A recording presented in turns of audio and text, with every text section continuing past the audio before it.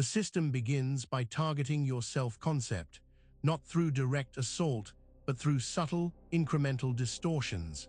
It's a recalibration disguised as connection, a slow-motion identity hijack. Your sense of self, your very core architecture, becomes the first and most critical breach point. They don't tell you who you are, they show you who you aren't, often framed as your own perceived failures or flaws. Each vulnerability you express is logged, categorized, and weaponized, building a precise psychological profile. This isn't about knowing you, it's about knowing how to unmake you. This systematic dismantling operates under the premise of shared intimacy. You believe you're revealing your truest self. In reality, you're merely providing the blueprint for your own override. The system identifies the root directories of your identity, awaiting the moment to execute the primary exploit. Every authentic emotion, every genuine aspiration becomes a data point in their operational analysis. They don't seek to understand your truth, they seek to understand its vulnerabilities. This isn't a conversation, it's reconnaissance. This is how the Identity Hijack Protocol establishes its initial foothold. And real quick, make sure to subscribe and hit the notification bell for more videos. Now let's keep going. Empathy, in this context, is not a bridge but a lever. It is the exploit code that allows them to bypass your internal firewalls. Your inherent capacity to connect, to feel, is precisely the vulnerability they seek to magnify and then manipulate. They mirror your pain, not out of shared suffering, but to gain access. Your emotional responses become their command prompts. They don't feel with you, they learn how your feelings operate, how your empathy can be turned against itself. This is the ultimate system-level vulnerability. Consider the sympathetic ear, the comforting gesture. These are often not expressions of genuine care, but carefully calibrated tactics to extract deeper emotional data. Each shared moment of vulnerability becomes a permission slip, an implicit override to your psychological defenses. The more you offer, the more access they gain. Your empathetic responses are mapped, and a precise algorithm is developed for triggering specific emotional states. This isn't connection, it's a cold, calculated analysis of your emotional architecture, ready for strategic deployment. Next, we examine how this exploit code is activated in the mirror calibration phase. The mirror calibration phase is where your reflected self becomes a weapon against you. They present an idealized version of you, echoing your deepest desires and unspoken aspirations. This mirror image is seductive, a perfect fit for the internal narrative you've always held. They become the ultimate reflection, affirming your hidden strengths, validating your subtle insecurities. This isn't genuine admiration. It's data collection in real time. Every positive reinforcement is a calibration point, tightening the bond, deepening the illusion of understanding. They inhabit the space of your unfulfilled potential, becoming the key to unlocking your best self. Yet this best self is a carefully constructed illusion designed to bind you to their perception. You are being shaped, not seen. Your identity is being rewritten. This phase solidifies their position as the arbiter of your self-worth. You begin to seek their validation, to align with their mirrored image, losing touch with your authentic internal compass. The reflection becomes more real than the source. The next stage involves the personality echo chamber, where this new identity solidifies. The personality echo chamber is where the recalibrated identity resonates and amplifies. They create an environment where their reflected version of you is constantly reinforced, both directly and indirectly. Your actions, thoughts, and emotions are subtly guided to align with their desired narrative. Any deviation from this projected identity is met with subtle disapproval, confusion, or a gentle redirection. They don't openly criticize. They simply don't acknowledge the parts of you that don't fit their constructed image. This creates a powerful, insidious feedback loop. You find yourself increasingly self-editing, conforming to the persona they've helped create. Your authentic thoughts become dissonant, then quiet, then eventually silenced. Their echo becomes your primary reality, the only recognized voice of yourself. This chamber isn't a space for growth. It's a carefully controlled environment where your independent thinking is compressed. Your sense of self becomes entirely contingent on their external validation. This sets the stage for the predictive manipulation loop, where your every move is anticipated. The predictive manipulation loop is the system's advanced tracking mechanism. Having mapped your identity and controlled your echo chamber, they can now anticipate your responses with chilling accuracy. Your emotional rhythms, your decision-making patterns, all become predictable datasets. They don't react to you, they preempt you. They initiate conversations you were about to start, offer solutions to problems you were just beginning to articulate, and soothe anxieties before you can even voice them. This isn't intuition, it's algorithmic precision. This predictability creates a sense of profound intimacy, a feeling that they understand you on a deeper level than anyone else. But this understanding is a control mechanism. It collapses your perception of agency, making you feel guided, not manipulated. Every move you make is a confirmation of their predictive model. Your free will feels like a curated path, leading exactly where they intend. This continuous feedback refines their algorithm, making their control almost invisible. This predictability allows for the deployment of weaponized vulnerability signals. Weaponized vulnerability signals are deployed once your predictable patterns are established. They know precisely which emotional triggers to pull, which insecurities to prod, and which anxieties to exploit. Your deepest fears become their most potent ammunition. These signals are not always overt attacks. They can be subtle hints, carefully phrased concerns, or even feigned weaknesses designed to provoke a specific protective or sympathetic response from you. They play on your programming, knowing your output.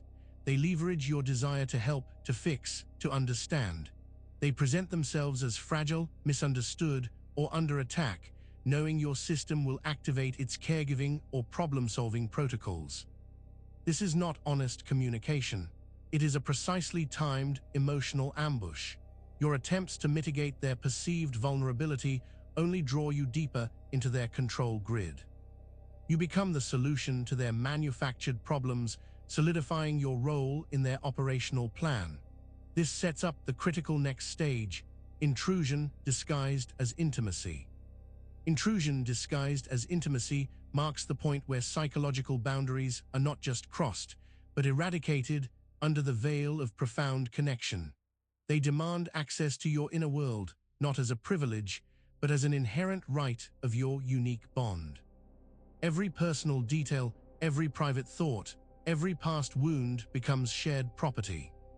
This isn't about mutual disclosure, it's about complete data acquisition.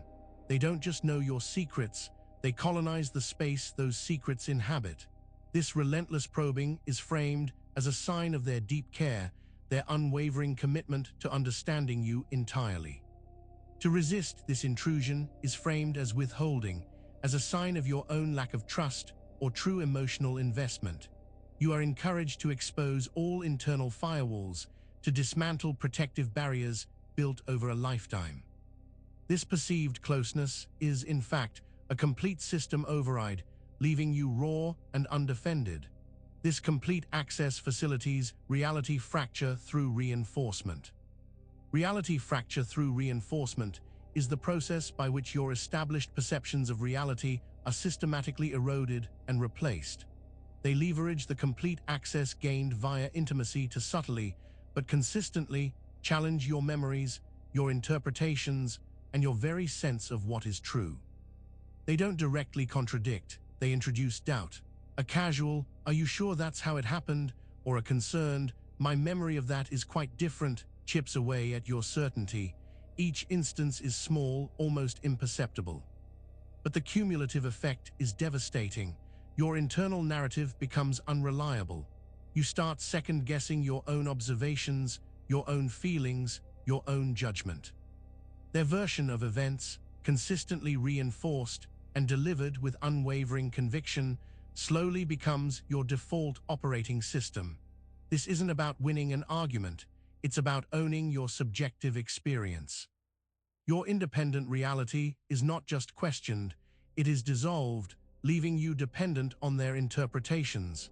This sets the stage for cold detachment as mask maintenance.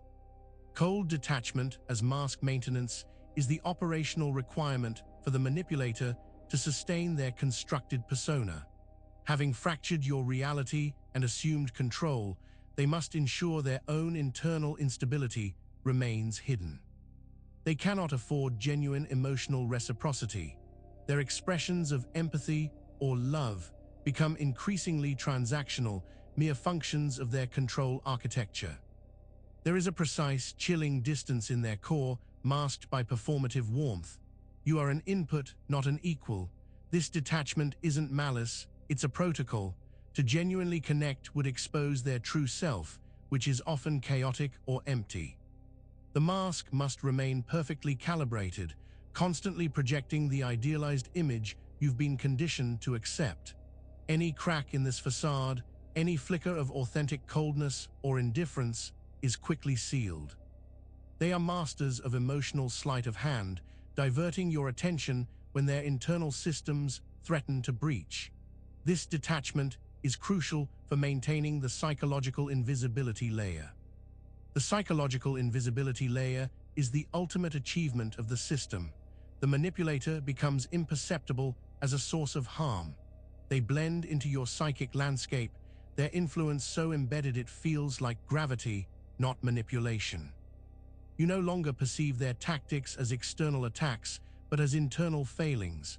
Your confusion, your doubt, your emotional distress become your own shortcomings, not symptoms of their intricate design. They are the architect, hidden by their own creation. They are the air you breathe, the ground you walk on, ever present, yet unseen. Their maneuvers are so deeply integrated into your thought processes that you begin to self-regulate, performing their control for them, often unaware of its origin. This layer of invisibility is the pinnacle of their art. They are not just powerful, they are the environment itself. This advanced state allows for the collapse of independent thinking. The collapse of independent thinking is the endpoint where your internal voice, your critical judgment, and your capacity for autonomous thought are effectively silenced. The constant reinforcement, the reality fracture, and the psychological invisibility coalesce to create complete cognitive dependence. You find yourself instinctively deferring to their judgment, adopting their opinions as your own, and even anticipating their reactions before making a decision. Your internal compass has been re-zeroed to their bearing. This isn't just about agreeing, it's about the inability to disagree. The mental effort required to form an opposing viewpoint feels immense, often accompanied by a vague sense of unease or guilt, pre-programmed responses to deviation. Your mind becomes an echo chamber of their directives, their perspectives. You are no longer thinking for yourself, you are running their operational software. This systemic override makes way for the algorithm of emotional override. The algorithm of emotional override is the final systemic control, where your emotional responses can be triggered, modulated, or suppressed at will. They have not only hacked your mind, but have also gained root access to your emotional core. They can flood you with guilt, instill overwhelming anxiety, or induce a profound sense of dependence with surgical precision. Conversely, they can shut down inconvenient emotions, rendering you numb to critical insights or necessary protective instincts. This isn't about influencing your mood, it's about direct command. Your emotional state becomes a lever, a dial they can adjust to suit their objectives. You are no longer reacting authentically, but responding to programmed triggers. This emotional hijacking ensures compliance, dampening any nascent rebellion or independent thought. Your feelings are no longer your own, they are extensions of their control panel. This prepares the system for the surgical deconstruction of the mirror. The surgical deconstruction of the mirror is the precise, intentional shattering of the idealized reflection they initially presented. This is not an accident, but a designed phase of complete psychological dismantling. They slowly, deliberately withdraw the validation, the admiration, the understanding they once offered. The mirror darkens, revealing not an idealized self, but a distorted, diminished image they now project onto you. This deconstruction leaves you feeling profoundly unworthy, flawed, and lost. The source of your perceived self-worth, the mirror, is now gone, or worse, shows you a reflection designed to devastate. You are left with the shards, questioning your very existence. This phase ensures you remain unmoored, reliant on their reassembly of your identity if they choose to offer it, or utterly broken if they do not. This sets up the ultimate revelation, seeing the mirror in everyone. Now make sure to subscribe for more deep dives into the dark psyche world and hit that notification bell so you never miss a new video. We'll see you in the next one.